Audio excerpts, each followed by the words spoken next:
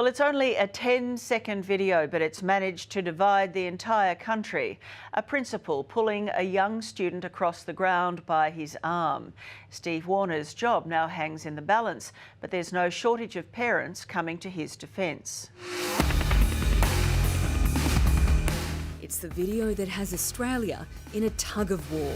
In all honesty, if my child had been misbehaving, I don't think I'd have an issue with it.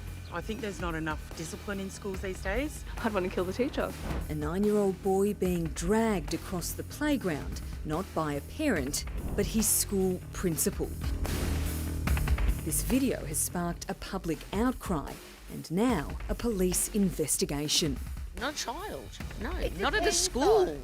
Not a school teacher. If the child is endangering other students, if the child is endangering a pregnant teacher, absolutely. If a child is attacking my preppy, that kid's getting dragged out of school. There are all sorts of suggestions about what went on before. The principal deserves his say. He deserves a defence. He shouldn't be prejudged. He's been hung out to dry. It's not fair.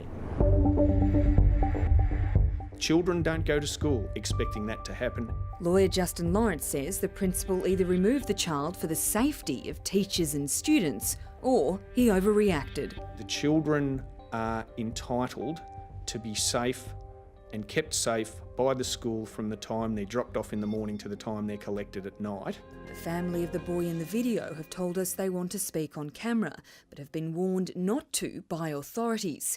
Here's what Sister Brooke had to say.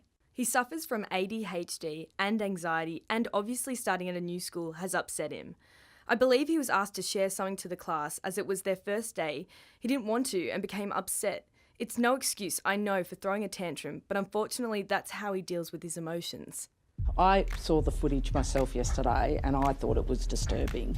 I'm a parent, my child's a bit older now, but I would hope that our school environments are able to deal with a range of measures without causing harm to a child. Victorian Police Minister Lisa Neville. The principal's been stood down, which I think is appropriate as well while the investigation goes on, and let's see what comes of that. There's now growing calls for the principal to be reinstated, with an online petition launched this morning. 3AW broadcaster Neil Mitchell.